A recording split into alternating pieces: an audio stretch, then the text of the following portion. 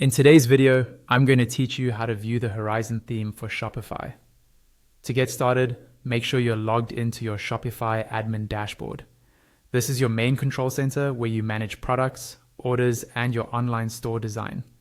Once you're in the dashboard, look over to the menu on the left-hand side. Find the option labeled Online Store and click on it. This will open the section where your themes are managed, often called your theme library. On this page, scroll all the way down toward the bottom. In the lower left area, you'll see a card or section that says Explore More Themes. Within that same area, there should be a button that says Visit Theme Store. Go ahead and click that button. This will open the official Shopify Theme Store in a new view, where you can browse all available themes. Now that you're inside the theme store, look toward the top right corner of the screen. You should see a search icon that looks like a magnifying glass. Click that search icon to open the search box. In the search box, type the word Horizon. After a moment, you'll see search results appear. Find the result labeled Horizon and click on it.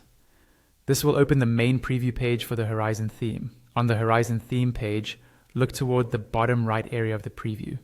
You should see a button labeled View Demo.